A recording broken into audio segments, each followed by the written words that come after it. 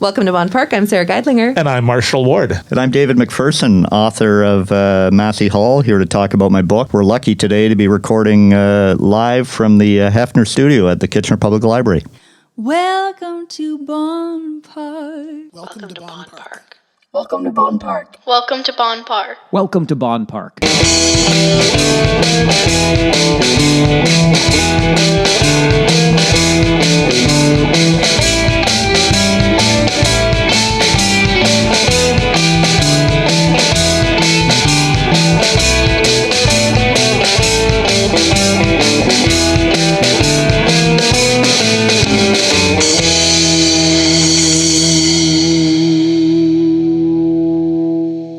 Do you enjoy Bonn Park Podcast? If so, we would really appreciate it if you Leave a review. like, rate, subscribe, but most importantly, Share directly from the platforms. with your family and friends. That's the best way to get the word out to everybody, and more people will get to see our show that way. So click those like buttons and share our show. Thank you. Thanks. On with the show. This is it.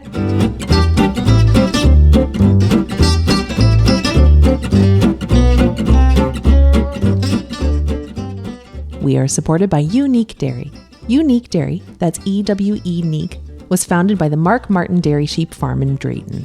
They're a small, family-owned business that focuses on handcrafting delicious sheep's milk cheeses in small batches, working with fellow small business owner St. Clement's Goat Dairy. Unique Dairy's great-tasting cheeses come in 4 varieties: white sheep cheddar, orange sheep cheddar Italian blend, and sheep cheddar chive blend. And sheep cheese is perfectly friendly for most people who can't tolerate cow's milk. Cheese shopping can be a fascinating culinary adventure, especially during the holiday season. Unique Dairy is a great place to start, whether you're putting together a gift basket or preparing an attractive cheese board for a family gathering. Their squeaky curds are addictive, and orange cheddar makes an amazing grilled cheese sandwich. Find Unique Dairy products at Charles Quality Meats, Central Fresh Market, Kitchen Cuttings at the St. Jacobs Farmers Market and in Elmira, Country Pantry in Heidelberg, and Maple Crisp Orchard in Elmira. Find them online at markmartindairysheep.ca.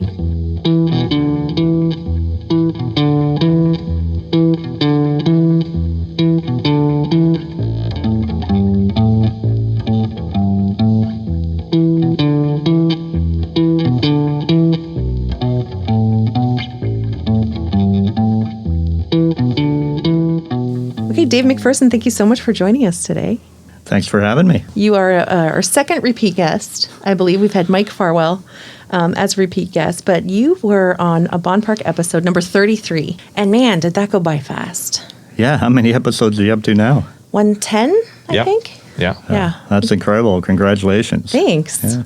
Thanks for being part of it the whole way through. So last time we had you on, we were talking about the legendary Horseshoe Tavern, A Complete History, your book, which Marshall and I are huge fans of. And we really dug into shows that we had seen there, about our favorite bands, about that real concert feeling. And we kind of want to talk about the same thing here with your new book. And at that time, you were telling us, I'm working on this new project. I'm in the process of, convincing the powers that be that I plan to honor Massey Hall with reverence and that I'm not in here to get any kind of dirt. And we were having that conversation. Yeah, it's hard to believe it. Quite a long journey. I mean, like this pandemic, for all of us, it's felt like the last couple of years has felt much, much longer. But same thing with this book. It started, only about a year after my Horseshoe book came out, where I thought, what's next? And Massey Hall was coming up to its 125th anniversary.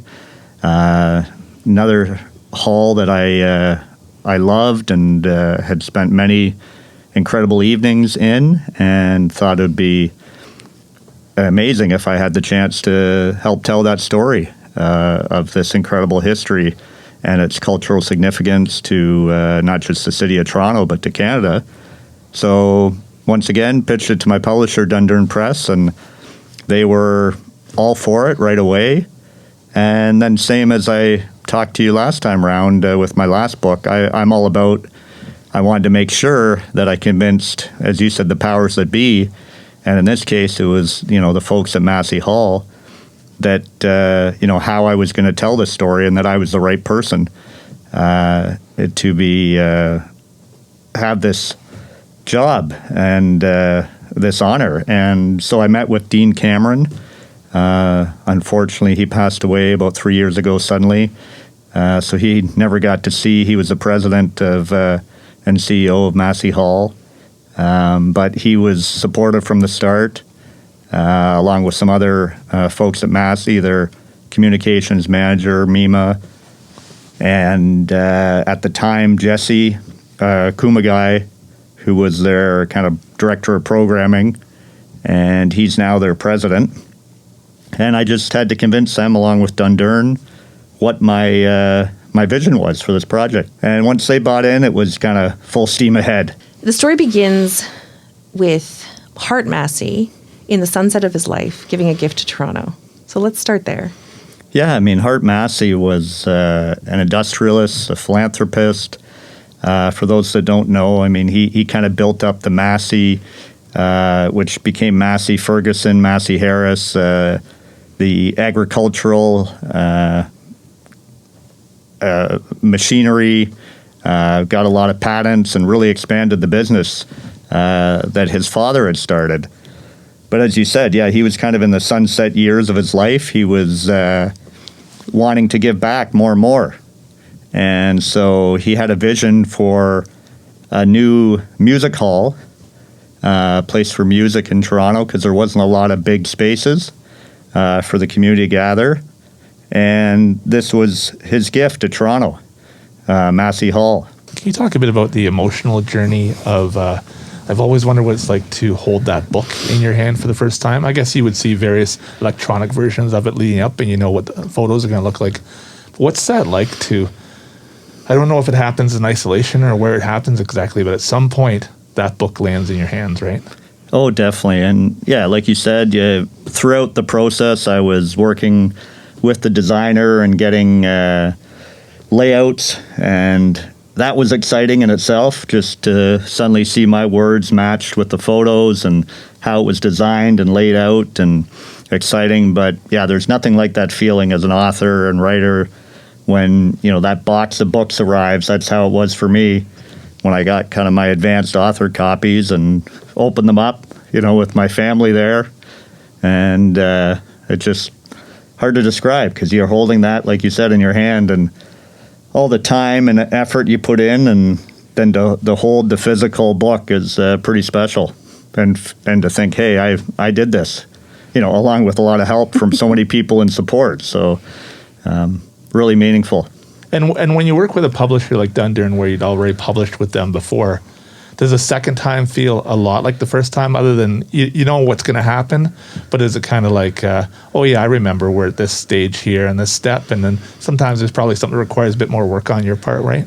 For sure, yeah. I mean, my last book was my first book, so that process, as you described, was all new to me, all the different steps of, you know, getting the first draft in, and then, you know, working with the developmental editor and back and forth on things. But this time around, I think what really was different, they were really behind this book, like more so than the last one, in terms of they knew that this would be a much bigger seller, much bigger audience. And so I think that's part of why they were really involved, you know, from the associate publisher. She worked with me. I mean, we chatted on the phone constantly. And then, you know, the photos, sourcing all the photos for this one. For those who have already seen the book or get it, they'll notice it's a much different book too, that it's got kind of a coffee table feel because of the size and format and full color photos. So that was quite a different process as well, because much more work involved for sure in the photo research. And how does the cover come about? Is it something where they might show you 3 designs and you give them some input as to what the feelings around the cover? Because it's such a huge important part of that book. And speaking of the cover too, the red, just of course, Yeah. right? That just brings you right into the hall. Oh yeah, definitely. I was really pleased in the end, but yeah, that's probably no different than anyone else working on an album cover for an artist or whatever. Magazine covers. I've worked in the magazine business for a long time, and usually that's it. You get 3-4 options, and then you kind of banty it about and tweak it. And adding to it this time, we had Massey Hall. We made sure that they were involved in the process as well. So it was great to have their input, and I couldn't have been more pleased with the photo on the cover and the color choice and the design. It really helps make it pop for sure. So you can tell you're talking to two artists here because we just want to keep talking about the visuals. I love that this is a picture book. I mean, I hope that's not insulting. I know that I've read it. I know how much research has gone into it. I've poured over, every section, every chapter about who's been through those halls and what they had to say. But the fact that it's so visual really spoke to me. And Marshall and I were talking actually on the way here about the old posters and what that experience must have been like for you to be digging through those archives, to be trusted to dig through archives, obviously with help and with the team of collaborators. Those old-timey posters like the Cream poster, like the Cream, it's sort of misspelt, or the greatest jazz show of all time, that historic story. What was that experience like digging through it all? It was fantastic. I mean, I felt very lucky that, again, I was given this privilege and opportunity, and I worked closely and collaboratively, as you said, with the folks at Massey Hall, their archivist and their communications people, and it was one of those you could easily get lost and just spend so much time digging over and pouring through like just the old financial statement to see how much revenue was brought in, back in the 1900s, or look at old programs from early shows, and there was even the Cats costume that they had, in storage there from when Cats was there in 1989. So, it was just, I would say it was kind of like you're a bit of a detective, right?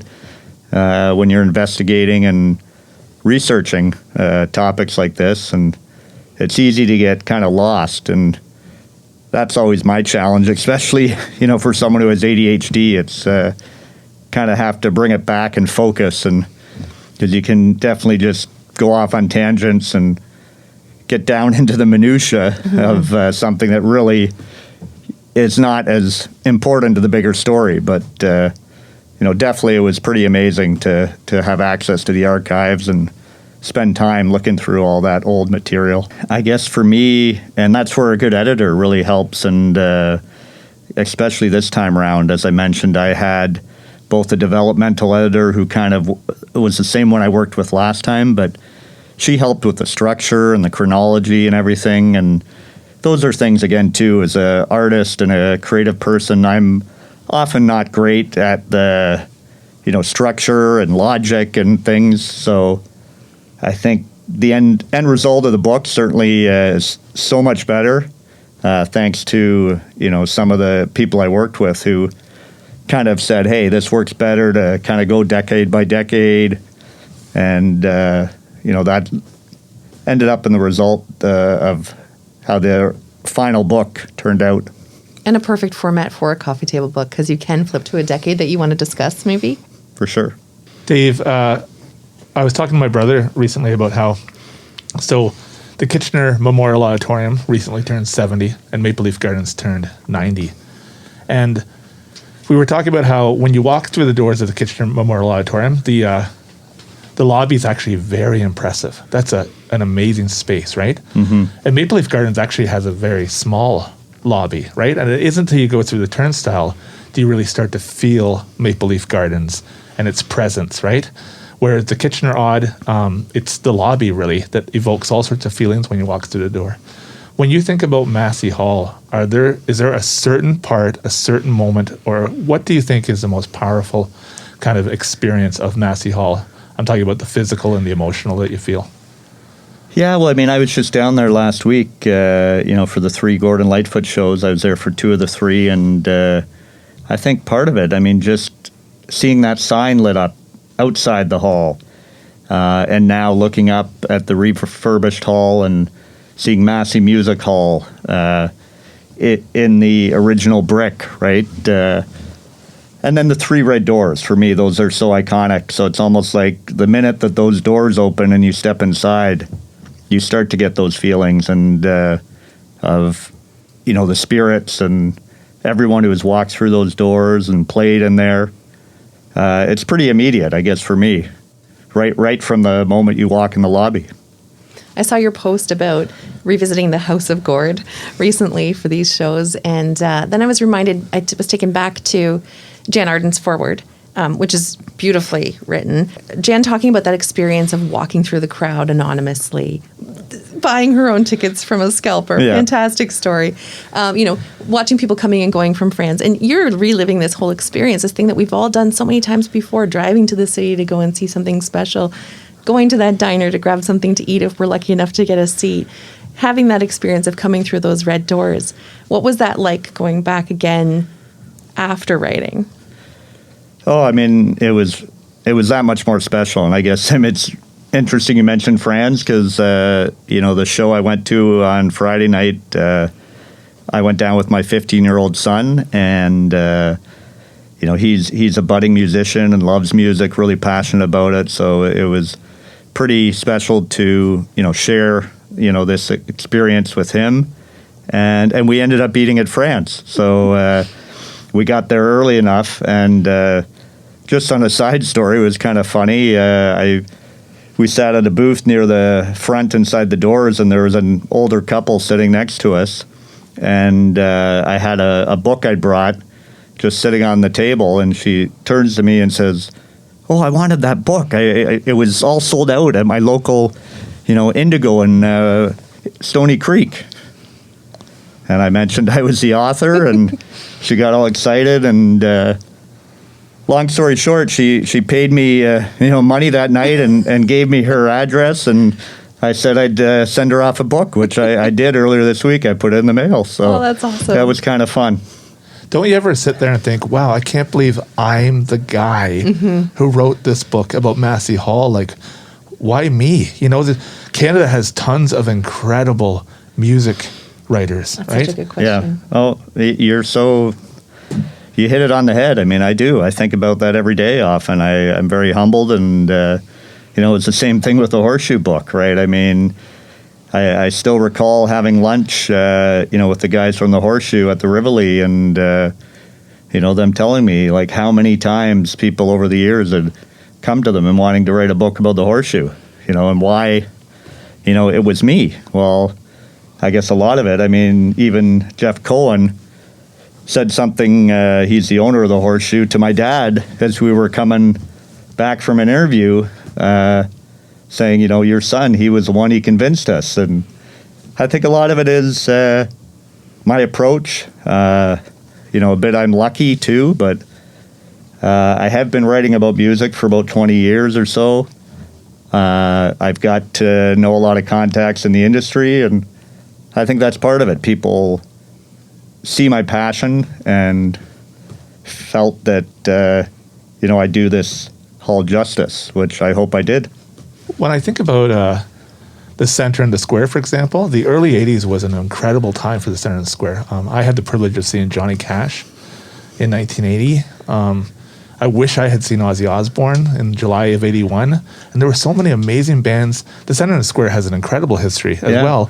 But if I could go back in time, I'd like to go back to 1981 at the Centre and the Square and see some of those shows. Is there a year or a handful of years at Massey Hall that if you could go back in time and see, was there some kind of run there that just when you look back at it, you go, wow, imagine if I had been there? That's a good question. I mean, I don't know if per se a year, because I think throughout the 70s especially, that's when it was the real age of the singer-songwriter and folk artist, but also it's when the rock act started to go through there. But, for example, I mean, for me, you always talk about that concert or someone you wish you would have seen that is either alive or dead. And for me, it's always Bob Marley. And I think about that. He played Massey Hall back in like 1976, 77, I think it was. And, the whole Jamaican community in Toronto came out. And it was right before he kind of got more wider known. And I just can imagine what a magical evening that would have been. And also because it's so incredibly intimate. And yeah. A lot of people have said that in the interviews and in your book. It's just when you're on that stage, you are completely immersed within the crowd, and there's no hiding. is a theme, right? Yeah. And what an intimate show that would have been with Bob Marley. Yeah. And then beyond that, I mean, obviously the Dylan show back in 65 when he went electric and people booed him. I mean, that obviously would have been something just because it was such a seminal moment. And, the U2 played there. I mean, that I can't believe. So imagine seeing them in, Massey Hall versus, Rogers Center. What an incredible thing if you were one of those lucky ones, right before they exploded. So, are there shows that have no kind of almost a historical trace? What I mean is, they happened, but there's no photographs, there's no bootleg recordings, there's nothing really but people's memories. Are there shows from Massey Hall like that you can think of that just for whatever reason, there's really no trace of that it was actually there? Yeah, I mean, not off the top of my head, but I'm sure there's tons because if you go back and look through, especially as I said, the 70s and see, who played there, it's more like who didn't play there. I mean, you had everyone from AC/DC, who you can't imagine playing in that room, to all the folk greats like Harry Chapin and Joni Mitchell and Neil Young and obviously Lightfoot and, the list goes on. But then rock bands like Cheap Trick and, it's incredible to think. But I don't know. I think what I discovered in my research, even shows I thought there wasn't a lot on there. Someone out there might have had a photo, even if it was an old grainy shot, or more and more you're finding with YouTube and things that people are finding these little old home recordings and posting them. So I'm always so grateful when I'm looking for something. It could be something from a concert or how to fix like my sewing machine or washing machine, that people have the patience to put this stuff online for us. Yeah. It's amazing. It really is. Yeah. Or a handwritten set list. I think I love those. Right? Yeah. Yeah. Yeah, you have a passion for set lists with bands. Yeah, the order in which I fascination. love the idea of I would study Bob Dylan set lists for years. You could see how Bob would open with this song. Right. Then the second song. And then for whatever reason, he all along the Watchtower was always a third, right? And then from that point on, sometimes things would really change up, Tangled Up in Blue. And do you like set lists as well, Dave, as far as just the whole... I guess ebb and flow of them and the way a band puts one. A Blue Rodeo set list is a very deliberate thing, right? Oh, for sure. I mean, I wouldn't say I'm like you. I've never collected set lists or poured over them that way. But I mean, I've been fortunate to be backstage the odd time, if it's at the Horseshoe or someplace, and watching the band make the set list sometimes. And even that process, like you said, sometimes it is fairly last minute, like, a few hours before the show, and the band members are kind of talking, hey, do we want to do that one tonight? Where does it fit best? And it's interesting. I mean, because especially for bands that have been around, 20, 30, 40 years, how do you put that together and narrow it down when you have such a huge catalog of songs to pick from? And how do you give the people what they want while still honoring what you feel like? Yeah, and play new material, right? And, yeah. Definitely. I can't count how many times a crowd has booed when a band has said, we're going to try some new stuff. Yeah. Yeah. Chapter 5 begins with, you're describing Simon and Garfunkel are releasing Bridge Over Troubled Water. The invention of the CD has happened. Rock shows are really coming into the play for people, as well as the onset of disco has been happening and all those kinds of things. But at the same time, you're weaving in local history and federal history and what's happening, and you're really painting a picture for us while we're reading the book that's like a cinematic experience. We can visualize it because we've been to these places. We understand what this might look like. How did you end up weaving all of those ideas together? What's that process like? Well, I think part of it, again, it goes back to having a good editor that told me about rearranging things rather than by theme to make it chronological. And once I decided on that, I felt it really helped because that's part of the Massey Hall story, is that it's survived 127 years now, and when so many other great heritage buildings have faced the wrecking ball and are no longer there, maybe they're just a plaque, to say on this spot stood this amazing music venue. But that's all part of it, because Massey is part of the broader cultural, historical, societal, economic story. I wanted to kind of put it into that context for each decade. And you really end up telling the story of the rise and fall of recessions and financial stresses and the symphony leaving and all of those little pieces together to give people a real picture of the enduring nature of Massey Hall. Well, and that's part of it. I mean, originally we had a title that said Massey Hall, an enduring legacy, but I'm glad in the end. I mean, we bantied about so many subtitles, and it finally got to the point we said, let's just go with Massey Hall. It says it all, and I'm glad. But it is true that, I mean, it's such an enduring. It has survived so much, and that's another thing that makes Massey special, right? That how did it survive? People wanted it to. They said, "Oh, we don't need it anymore. It's getting old, decrepit." This was in the late '60s and early '70s, and for quite a while, Roy Thompson Hall was being called the new Massey Hall. Mm-hmm.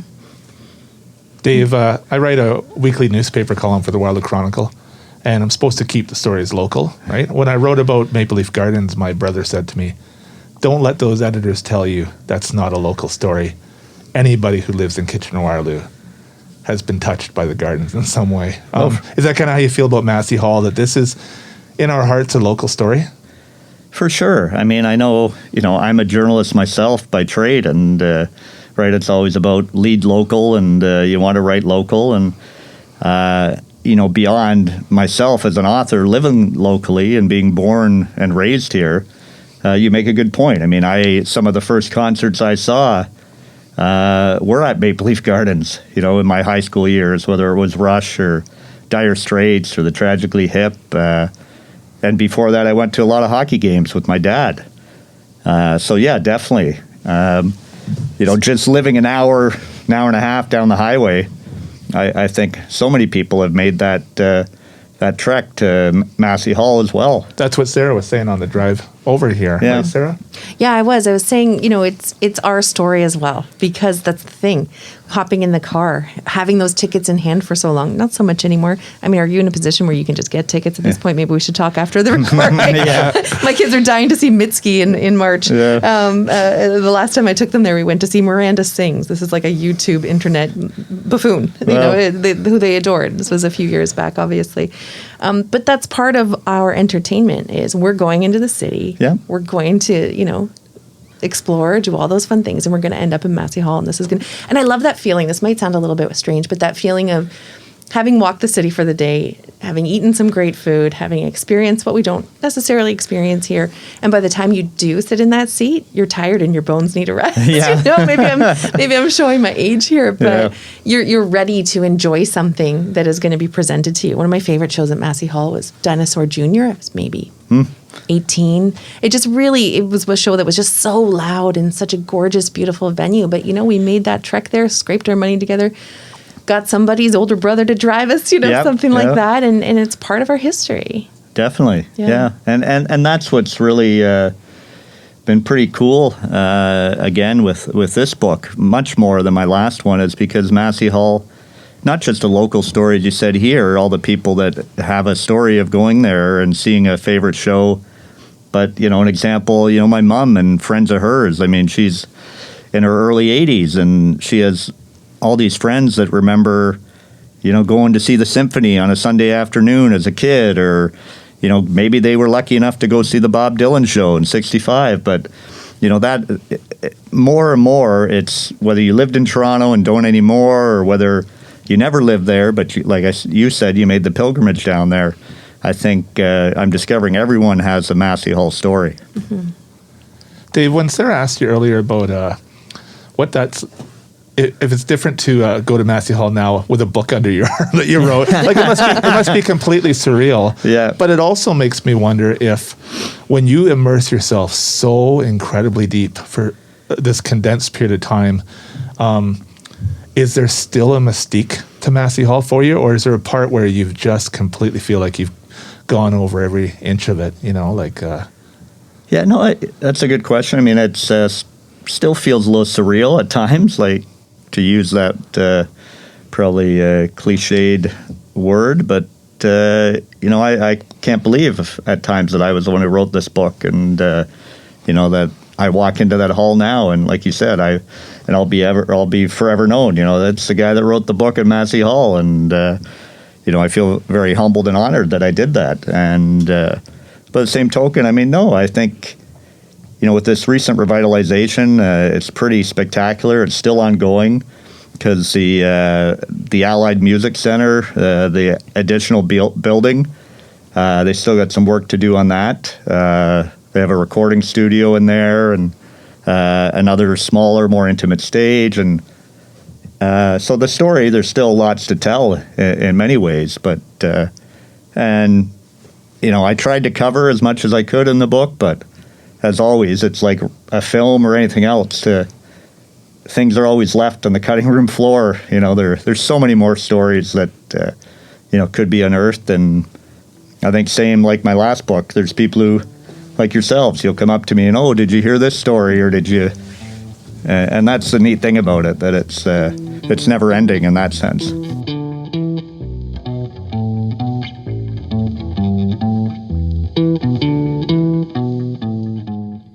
Hey all, thanks for meeting us in Bonn Park. Please like, rate, and subscribe to our podcast on the platform that you're listening to. And follow us on Instagram and Twitter at Bonn Park Podcast. Original music by Alan Lung.